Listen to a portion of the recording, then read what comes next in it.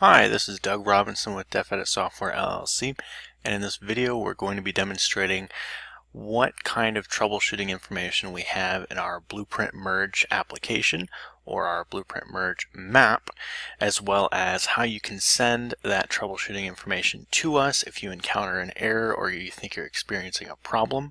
So right now, we'll go ahead and start. Right now on our Blueprint Merge app, the only thing you have to do in order to show the debugging information that's being collected, because it is actually presenting this information in the background, it's just not actually putting it onto the screen. The only thing you have to do in order to make that visible is to go into the Options menu here and select Show Debugging Info. You'll notice when you do that, it extends the window off to the right of the screen, and you'll see a little message that says Blueprint Tools loaded successfully. That's just a debug message. That one right there means it has loaded a class library that is included in our Blueprint Merge zip file here. You'll notice there's an executable and there's a class library labeled Blueprint Tools. Most of the code for this is actually packed away in that class library to make things nice and neat in case we need to reuse it elsewhere. So you'll see that message shows up just as a debug, so that we know if that message doesn't show up, you don't have the class library there. But anyways, at this point you can see this little dialog box off on the right, and as we start working in the application we can see other things happening as well. So as an example, when I select my blueprints directory and I click OK and I click scan, there's a message that shows up that says file array count 6. Now what that means is it's found 6 different blueprints. We don't currently type out the number of blueprint files that we actually scanned in here. That might actually be done in a future update if we find a need for that. But this message right here just denotes how many files it actually scanned, and the reason for that is it's possible for it to encounter an error in the middle of scanning, and we want to know how many of those files it managed to get through first. Now the rest of the messages are going to show up just about all at once, and they're going to happen when we actually merge our blueprints. And this is where the bulk of any kind of possible issue that you could run into is going to happen. For instance, if you start working on a version that we haven't tested, let's say version 9.4 comes out, this blueprint merge tool was developed and tested on version 9.3, so we don't know what's going to happen in future versions. Well, that's where this little debugging utility is going to come in handy, because when you press merge blueprints, it's going to cycle through every blueprint in the list, and then off on the right hand side of the screen you're going to see a lot of information show up as it cycles through each of those blueprints. And what's being recorded here is essentially the Blueprint Merge app opening up each blueprint as it cycles through them.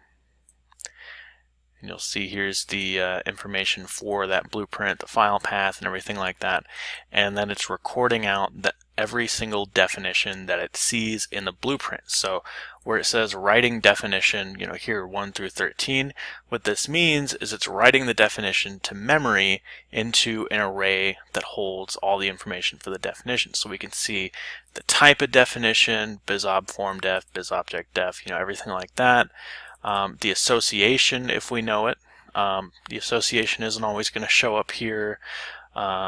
Actually, this isn't the association. This is the name of the def. So this here is def name, and then we have def ID next to that, and then the view next to that, because it can differ by view, and we're trying to track whether something's unique or not. We are tracking it by view as well. So this view at the end lets us determine whether or not it's actually found the right item. So this is just a list of all the definitions that it found, and then it goes on to the next blueprint.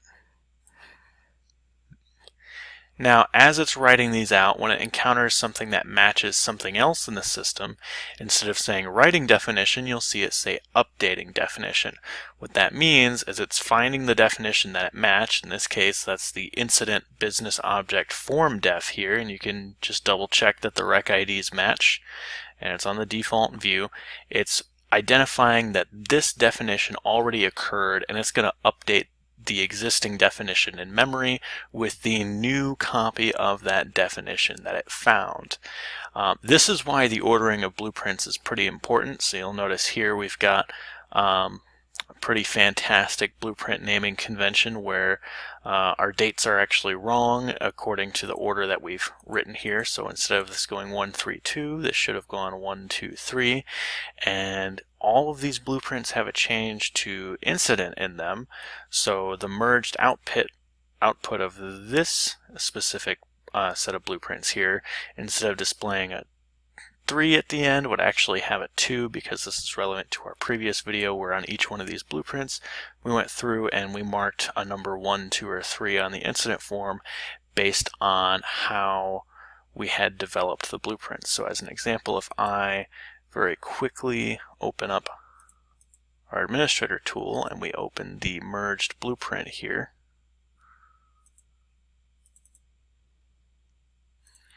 and we go to our incident form, instead of seeing a 3, we actually see a 2. And the reason for that is because this was published, or this was merged in the order of 1, 3, 2.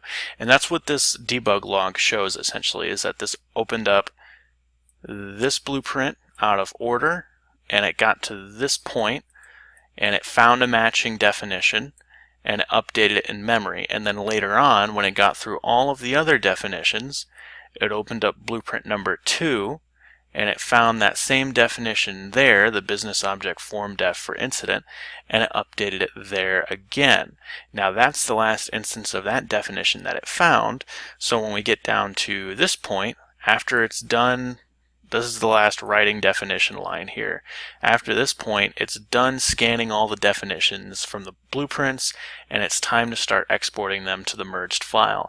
At this point, we just run through every definition that we have in memory, and we export it out into a new blueprint file in the order that they were scanned in, with anything that was scanned multiple times, of course having the most recent copy so that we don't have duplicates. So the order of operations here is pretty simple, and this map was actually fairly simple for us to build. The only things that can screw up here are if the order that the blueprints are scanned in is wrong, and if you're experiencing issues with your blueprint merge, all you have to do is send us a copy of the blueprints you're trying to scan, and then just click in here. I guess you can't hit Control A, that kind of makes things harder. Click in here, select everything in this grid, and then right click, copy, maybe put it into a text file.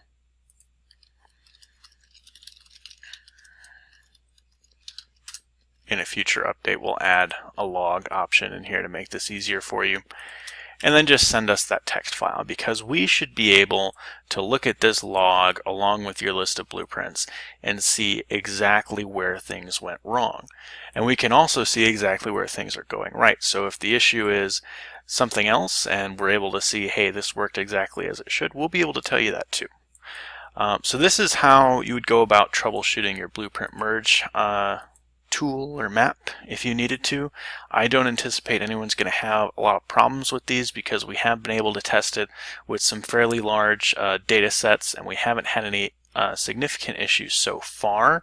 Although, in the future, if you start working on, Cherwell version 9.4, 9.5, 10.0, whatever comes out in the future, if you start working on it and you run into something weird, this is going to be the easiest way to send that information off to us so we can review it.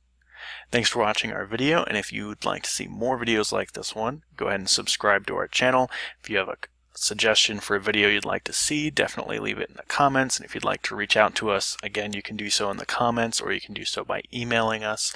My email address is doug@defeditsoftware.com. Thanks.